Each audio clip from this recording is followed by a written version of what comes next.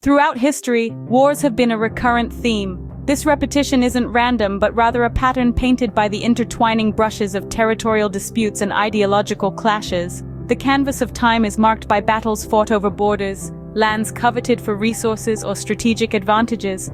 But the palette mixes deeper hues too, with ideologies, beliefs about the world and how it should be, often clashing in violent confrontation. These patterns, etched into our past, reveal the various motivations that have driven the conflicts of our history.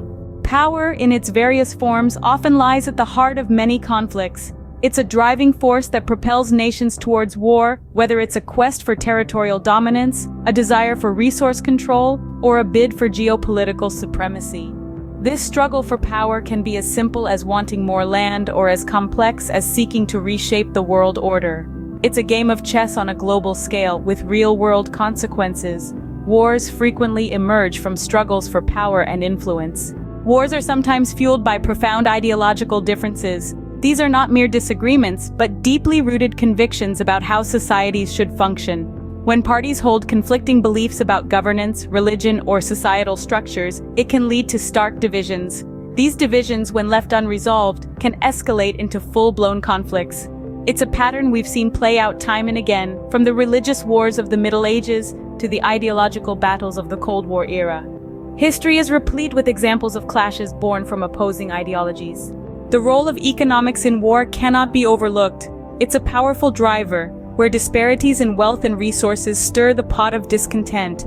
Trade imbalances can cause friction between nations, as can intense economic competition. These economic factors create a tension, a simmering discontent that can, over time, boil over into conflict. And when these economic tensions are left to fester, unaddressed, they may escalate into armed conflicts, painting a stark picture of the intricate relationship between economics and warfare. Nationalism and a strong sense of identity can be both unifying and divisive. These sentiments, when harnessed positively, can build a sense of community, purpose, and pride. They can inspire people to work together, to strive for common goals, and to celebrate shared achievements. However, the flip side of this coin is that these same sentiments can also breed divisiveness. When identity is defined in opposition to others, it can lead to an us versus them mentality. This dichotomy can create tensions and in some cases can escalate into outright conflict.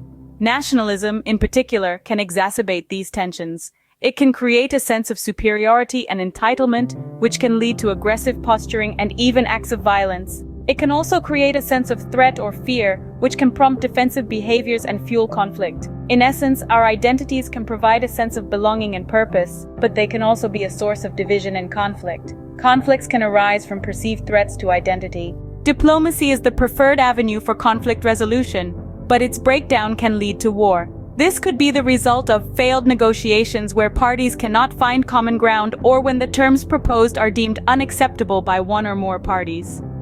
Breakdowns in communication are another factor. Misunderstandings, misinterpretations, or simply the lack of dialogue can escalate tensions and push nations towards conflict. However, it's not always about the process itself. Sometimes it's about the will, or the lack thereof.